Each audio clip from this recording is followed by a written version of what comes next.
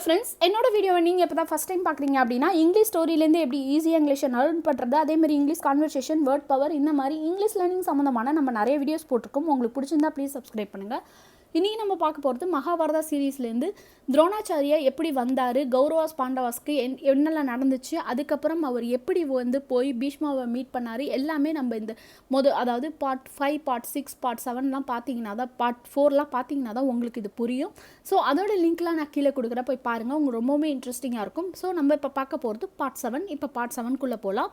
He placed a wooden bird on a branch of a tree and asked a student to get ready with their bows and arrows. உடனே அவர் என்ன பண்ணுறாரு, துரோணாச்சாரியா என்ன பண்ணுறாரு, வுடன் bird, அதாவது மரத்தால் ஆன ஒரு பறவை, அதாவது மரத்தாலே செஞ்ச ஒரு பறவையை ஒரு கிளையில் வைக்கிறாரு, ஒரு மரத்தோட கிளையில் பிளேஸ்ட் அப்படின்னா வைத்தார். And asked A student to get ready. அது மட்டும் இல்லாமல் அவரோட மாணவர்களுக்கு, அதாவது அவர் கற்றுக் கொடுத்த மாணவர்கள் எல்லாருக்கும், இந்த பாண்டவாஸ்க்கும் கௌரவஸும் எல்லாரும் ரெடியாக இருங்க, இந்த மாதிரி வில்லோடையும் அம்போபடியும் ரெடியாக இருங்க அப்படின்னு சொல்லிட்டு அவரோட மாணவர்களுக்கும் சொன்னார். The students got ready at a distance with the arrows, put the strings of the bows in shooting position. அது மட்டும் இல்லாமல் இந்த மாணவர்கள் எல்லாருமே ரெடியானாங்க, ஒரு குறிப்பிட்ட தூரத்தில் ரெடியானாங்க வித் ஏரோஸ், அதாவது ஏரோஸ்னா அம்போடையும் வில்லோடையும் எல்லாரும் ரெடியானாங்க. புட் டு த ஸ்ட்ரிங்ஸ், அந்த ஸ்ட்ரிங்ஸ் அப்படின்னா அந்த வில்லில் இருக்கும் இல்லையா, அந்த கயிறு மாதிரி, அந்த ஸ்ட்ரிங்ஸ் எல்லாத்தையுமே வச்சுக்கிட்டு எல்லாருமே ஷூட்டிங் பொசிஷனில், அதாவது வில்லு விடுற பொசிஷனில் எல்லாருமே ரெடியாக இருந்தாங்க, இந்த பிக்சரில் இருக்கிற மாதிரி. Then Guru told them about the target. உடனே அதுக்கப்புறம் இந்த குரு துரோணாச்சாரியா அவங்க என்ன டார்கெட் பண்ணணும், அந்த பறவை வச்சுருக்காங்க இல்லையா, அந்த பறவையில் என்ன டார்கெட் பண்ணணும்னு அவர் சொன்னார். இட் வாஸ் த பேர்ட்ஸ் ஐ, அந்த பறவையோட கண்களை எல்லாரும், அவங்களோட டார்கெட் அந்த பறவையோட கண்கள் அப்படின்னு சொன்னதும், then he asked every people what you see அப்படின்னு சொல்லிட்டு எல்லாருமே தன்னோட மாணவர்களை பார்த்து கேட்குறாங்க. துரோணாச்சாரியா கேட்குறாரு, வாட் யூ சி, நீ என்ன பார்க்கிறாய் அப்படின்னு கேட்குறாங்க. Being the eldest of all, எல்லாரோடையும், அதாவது இந்த பாண்டவாஸ் கௌரவாஸ் எல்லாத்தோடையும் மூத்தவரான யுதிஷ்திராவை பார்த்து கேட்குறாங்க, நீ என்ன பார்க்குற அப்படின்னு முதல்ல அவரை கேட்குறாங்க. Was supposed to be the reply first one to reply. அதனால் அவ்வாறு இருப்பதனால அவர் முதல்ல அவரே பதில் சொன்னார், மூத்தவராக இருக்கிறதுனால அவர் பதில் சொல்ல வந்தார். He said the tree, the branch and the bird, it's no good, stand aside. The others who followed him gave somewhat similar answers. அவர் உடனே இந்த யுதிஷ்டிரா என்ன சொல்கிறார் அப்படின்னா, மரம், கிளை, இந்த மாதிரி பறவை, இதுதான் எனக்கு தெரியுது அப்படின்னு சொன்னதுமே துரோணாச்சாரியாவுக்கு சுத்தமாக அது உடன்படலை. இட்ஸ் நோ குட், இது சரியில்லை அப்படின்னு சொல்லிட்டு, ஸ்டாண்ட் அசைடு, ஓரமா நில்லு அப்படின்னு சொல்லிட்டு யுதிஷ்டிராவை சொல்லிடுறாரு. The others who followed him gave same what similar answers. அது மட்டும் இல்லாமல் அவரை தொடர்ந்து வந்த மற்ற மாணவர்களும் என்ன சொன்னாங்க, கிட்டத்தட்ட அதே ஒரு பதிலே சொன்னதும் குரு டிட் நாட் லுக் சாட்டிஸ்ஃபைடு. அதனால் அந்த துரோணாச்சாரியாவுக்கு சுத்தமாக ஒரு திருப்தியான ஒரு மனநிலை இல்லை. அதனால் அதுக்கு அடுத்தது when the turn of Arjuna came, அர்ஜுனாவோட முறை வந்தது. அவரோட முறை வந்தது. ஹீ ரிப்பீட்டட் த கொஷின், திரும்பவும் அவர் அதே கொஷினை கேட்டார். வாட் யூ சி, நீ என்ன பார்க்கிறாய் அப்படின்னு கேட்டதும் Arjuna's reply was brief, only the bird's eye. உடனே அர்ஜுனா என்ன சொன்னார், எனக்கு அந்த பறவையோட கண்கள் தான் தெரியுது அப்படின்னு சொன்னதும், without waiting for Guru's next comment he shoot his arrow. அவர் கொஞ்சம் கூட அடுத்த கமெண்ட், அதாவது குருவோட அடுத்த கமெண்ட்டுக்கு காத்திருக்காம உடனே அந்த பறவையை வில்லை வச்சு அந்த பறவையோட கண்களை இது பண்ணிட்டாரு, குத்திட்டாரு, அந்த வில்லை வச்சு குத்திட்டாரு. The arrow hit the eye of the bird. உடனே அந்த ஆரோ, அதாவது அந்த வில்லு என்ன போணுச்சு, கரெக்டாக அந்த பறவையோட கண்களில் போய் குத்துனுச்சு. த அதர்ஸ் கிளாப்டு ஹேண்ட்ஸ். உடனே மற்றவர்கள் எல்லாருமே கைத்தட்டாங்க. கிளாப்டு அப்படின்னா கைத்தட்டுவது.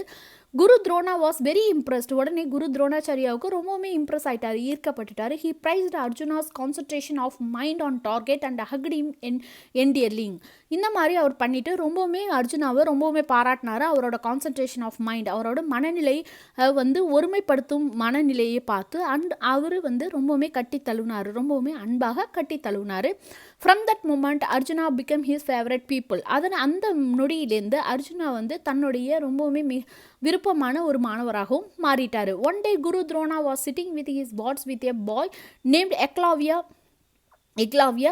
Game to him and requested him to enroll him to as his student. ஒரு நாள் என்னாச்சு, குரு துரோணா அவரோட இப்போ ஸ்டூடெண்ட்ஸோட அதாவது மாணவர்களோட உட்கார்ந்துருக்கும்போது வென் ஏ பாய் நேம்டு அதாவது ஒரு பையன் யார் அப்படின்னா Eklavya came to him Dronacharya கிட்ட வந்து அண்ட் ரெக்வஸ்டட் ஹிம் வேண்டி கேட்டுக்கொண்டான் என்னன்னு அப்படின்னா என்ரோல் அவனோட பேரையும் பதிவு செஞ்சுங்க என்னையும் உங்களோட மாணவனாக ஏற்றுங்க அப்படின்னு சொல்லிட்டு அவன் வந்து கேட்டான். எக்லாவியா வாஸ் ஏ ட்ரைபல் பாய். எக்லாவியா வந்து ஒரு பழங்குடி பையன் அதாவது மலைவாசிகள் அப்படி சொல்லுவாங்களே அந்த மாதிரி பழங்குடி பையனாக இருந்தார். அவர் வந்து என்னையும் உங்களோட மாணவனாக சேர்த்துங்க அப்படின்னு துரோணாச்சாரியா கிட்ட சொன்னார். Drona looked at his princely students for reaction. உடனே துரோணா என்ன பண்ணுறாரு, ஏன்னா அவர் தன்னோட ஆசிரமம் இல்லாததுனால அது வந்து ஒரு அரசர் குடும்பத்தோட ஆசிரமம் அப்படிங்கிறதுனால அந்த இளவரசர்கள்லாம் இவர் திரும்பி பார்க்குறாரு. உடனே looked at his princely students for reaction. அந்த இளவரசர்களோட ரியாக்ஷன்ஸ் அதாவது என்ன அவங்கெல்லாம் வந்து சொல்கிறாங்க, என்ன அவங்க சொல்ல போகிறாங்க, இவனை சேர்த்துக்கலாமா அப்படிங்கிற மாதிரி பார்க்கவும் the princess where not enthusiastic. ஆனால் இந்த பிரின்சஸுக்கு கொஞ்சம் கூட பிடிக்கவே இல்லை, ஆர்வமே இல்லாத மாதிரி இருந்துச்சு. Many of them had look of you disapproval. நிறைய பேர் அவங்களோட முகத்தை வந்து மறுப்பு காமிக்கிற மாதிரி முகத்தை வச்சுருந்தாங்க. Guru Drona realise that the princes didn't want to make a lowly tribal their class fellow. அதுலேருந்து குரு துரோணாச்சாரியா என்ன உணர்ந்தார் அப்படின்னா, சரி இந்த இளவரசர்களுக்கெல்லாம் இந்த எக்லாவியாவை சேர்த்துக்கிறது கொஞ்சம் கூட விருப்பம் இல்லை, இந்த லோலி ட்ரைபல் அதாவது ரொம்பவுமே கீழ்த்தரமான ரொம்பவுமே ட்ரைபல் பீப்புளை வந்து இவங்களோட கிளாஸ் ஃபெலோவாக அதாவது கூட படிக்கிற மாணவனாக ஏற்றுக்கொள்ள இந்த இளவரசர்களுக்கெல்லாம் பிடிக்கல அப்படிங்கிறத புரிஞ்சுக்கிட்டாரு. He was helpless. அவர் வந்து கொஞ்சம் உதவியற்ற மனிதராக இருந்தார். ஏன்னா அவருக்கு ஆசைப்பட்டாலும் அவரால் சேர்த்துக்க முடியல அப்படின்னு சொல்லிட்டு ரொம்பவுமே வருத்தத்தில் ஒரு உதவி இல்லாமல் அப்படின்னு இருந்தார். He could not keep Eklavya under his tutelage on his own because he was technically an employee of the royal family appointed by Bhishma to train the princess only. அவர் கொஞ்சம் he could not keep Eklavya under his tutelage அப்படின்னா தன்னோட ஆதரவில் எக்லாவியா வச்சு அவரால் பயிற்சி கொடுக்க முடியாது. ஏன்னா அவர் டெக்னிக்கலி அதாவது தொழில் ரீதியாக அவர் வந்து ஒரு அரச குடும்பத்தில் வந்து பீஷ்மாவால் அப்பாயிண்ட் பண்ண ஒருவராக இருந்ததுனால அவரோட ஆசிரமமாக இல்லாததுனால அவரால் எதுவுமே செய்ய முடியல. அதனால் அவர் வெறும் இளவரசர்களுக்கு மட்டும்தான் பயிற்சி கொடுக்க முடியும், அதனால் இவரால் சேர்த்துக்க முடியாது அப்படிங்கிற ஒரு நிலைமையில் இருந்தார். He could not keep Eklavya under his tutelage on his own because he was technically an employee of the royal family appointed by Bhishma to train the princess only. It was not his private ashram. அது அவரோட சொந்த ஆசிரமம் கிடையாது. So he had to refuse admission to the tribal boy. அதனால் அவர் என்ன பண்ணிட்டாரு, அவனுக்கு அனுமதி கொடுப்பதற்கு மறுத்துவிட்டார். But the tribal boy had come to him with an iron determination. ஆனால் இந்த எக்லாவியா வந்து ரொம்பவுமே மன உறுதி கொண்ட ஒரு பையனாக இருந்ததுனால திரும்பவும் அவர்கிட்ட வந்ததும் after Drona expressed his inability to admit him, he respectfully paid obeisance of Guru Drona and picked up a handful of soil from the ground underneath the feet of Drona.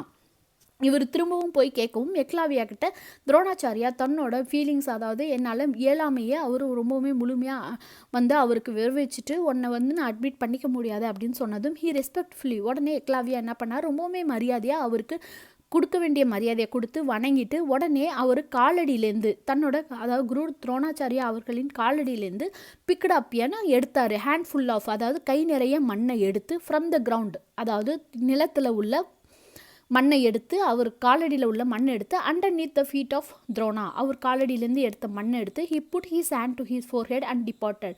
உடனே அதை எடுத்து துண்ணூறு மாதிரி பூசிப்பாங்களே அந்த மாதிரி தன்னோட நெற்றியில் வச்சுக்கிட்டு அவர் அங்கேருந்து கிளம்பிட்டார். After Drona express his inability to admit him, he respectfully paid obeisance of Guru Drona and picked up a handful of soil from the ground underneath the feet of Drona. He put his hand to his forehead and departed. He didn't go back to his home. He went to the nearby forest. ஆனால் அந்த எக்லாவியா அவர் திரும்பவும் தன்னோட வீட்டுக்கு போல பக்கத்தில் உள்ள ஒரு காட்டுக்கு போய் there he collected a heap of clay and mixed in the handful of soil he had brought. அவர் உடனே என்ன பண்ணார், அந்த பக்கத்தில் உள்ள காடுக்கு போய் கலெக்டட் அப்படின்னா சேகரித்தார். என்னத்தை அப்படின்னா ஹீப்ஃபுல் குவித்தல் அதாவது களிமண் குவித்தலை சேகரித்து mixed in the soil mixed it in the handful of soil he had brought. அவர் மண்ணோட கலந்து அதை கொண்டு வந்தார். நிறைய களிமண்ணை மண்ணோட கலந்து அவர் மிக்ஸ் பண்ணி ஹேண்ட்ஃபுல் ஆஃப் கை நிறைய கொண்டு வந்தார். brought அப்படின்னா கொண்டு வந்தார். தென் he created a clay model of குரு துரோணா. அவர் தன்னோட கைகளாலேயே குரு துரோணா மாதிரி ஒரு சிலையை வடிவமைச்சார் அந்த களிமண்ணில். தென் he created a clay model அப்படின்னா களிமண் சிலை வந்து உருவாக்குனாரு. குரு துரோணாவோட களிமண் சிலையை உருவாக்குனாரு. now every day he would touch the feet of the clay model and practice archery on his own. இந்த மாதிரி அவர் பண்ணிட்டு தினமும் என்ன பண்ணார் அப்படின்னா அந்த சிலையை செஞ்சுட்டு அந்த சிலையோட காலை தொட்டு கும்பிட்டுட்டு அந்த கிளே மாடல் இருக்கு இல்லையா, துரோணாச்சாரியோட கிளே மாடலை வந்து தொட்டு கும்பிட்டுட்டு அவன் தினமுமே அவன் சொந்தமாக பயிற்சி செய்ய ஆரம்பித்தான். ஆர்ச்சரி வில்வித்தையை பயிற்சி செய்ய ஆரம்பித்தான். ஆன் ஹிஸ் ஓன் அப்படின்னா சொந்தமாக பயிற்சி செய்ய ஆரம்பித்தான் இந்த எக்லாவியா. ஓகே ஃப்ரெண்ட்ஸ், உங்களுக்கு இந்த ஸ்டோரி ரொம்ப பிடிச்சிருக்கும்னு நான் நினைக்கிறேன். உங்களுக்கு இந்த ஸ்டோரி பிடிச்சிருந்தா ப்ளீஸ் சப்ஸ்கிரைப் பண்ணுங்கள். தேங்க்யூ ஃபார் வாட்சிங்.